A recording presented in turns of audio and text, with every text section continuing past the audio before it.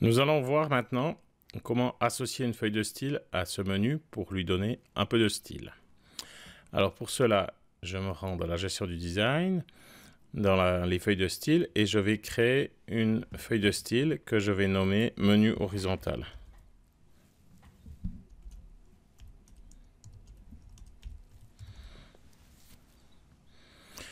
Dans cette feuille de style, je vais copier le contenu de ma feuille de style pour les menus horizontaux. Voilà, j'ai recopié ma feuille de style. Type de média, je vais dire que c'est pour tous les médias. Design, je vais bien lui associer mon design. Et puis c'est tout, je peux faire envoyer. Ma feuille de style est associée à mon design, donc à mes pages. Donc normalement maintenant, si je vais actualiser ma page, voilà, ça s'est fait tout seul là, j'ai mon menu qui est bien là. Voilà. Alors je constate quelques petits problèmes. Les en-têtes de section n'ont pas la bonne dimension. Et le séparateur, qui est quelque chose de spécial, qu'on n'avait pas prévu, est un petit peu bizarre. Donc je vais aller voir les en-têtes de section. Examiner l'élément. Et si je regarde, je vois que la classe section leader, ben voilà, elle n'a rien de spécial, alors que j'avais pourtant prévu une classe section leader, mais je crois bien qu'il y a un petit problème de nom de ma classe. Voilà, exactement. J'avais mis un section leader avec un souligné. Si j'enlève ça et que j'actualise, voilà, c'est tout de suite beaucoup mieux. Voilà, donc mon menu ici, en fait, c'est plutôt un menu vertical, ou enfin, ça dépend comment on le veut, mais il fonctionne. Maintenant, je vais devoir aller m'occuper du séparateur. Alors, si je regarde le séparateur, c'est une liste style avec un HR de classe separator. La classe separator, je la gère absolument pas. Alors, pourquoi ma LI est tout d'un coup plus petite? Peut-être que je devrais faire aussi en sorte que les classes LI separator soient aussi grandes que les section leaders. Alors, on va aller voir. Pour ça, on va devoir aller dans le gabarit du menu.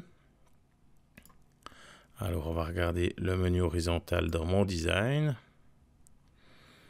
Et puis, on va essayer de trouver le séparateur. Voilà.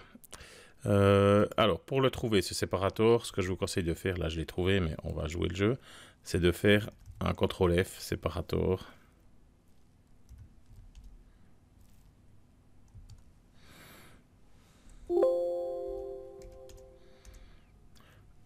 Et voilà. Ici, j'arrive dans un else. Vous voyez, if node type égale separator, list style, les styles known, HR class separator. Alors, ce qu'on va simplement ajouter, nous, ici, on va ajouter là, dans la balise LI, une classe égale, ou bien on va déplacer, ça sera même mieux. Ici, on va enlever le HR class separator et on va le mettre ici. Voilà. Donc le HR, je le laisse vide et je mets un class separator dans ma balise LI. Si je fais appliquer ça et que je vais actualiser, ça n'a rien changé à mon affichage, mais par contre, je vois bien dans ma balise LI, j'ai la classe separator. Je retourne dans le design. Mon gabarit, il est fini, je peux y toucher. Par contre, je vais aller dans ma feuille de style menu horizontal et là où j'avais défini que les menus LI section leader avaient une taille particulière, et ben je vais mettre virgule. Les éléments LI de classe separator qui sont dans un dièse menu auront les mêmes règles que ceux qui sont de classe section leader. On va voir le résultat. Et voilà. Alors c'est peut-être pas très joli, vous allez me dire, mais au moins on respecte le format qu'on avait défini. Et voilà pour ce menu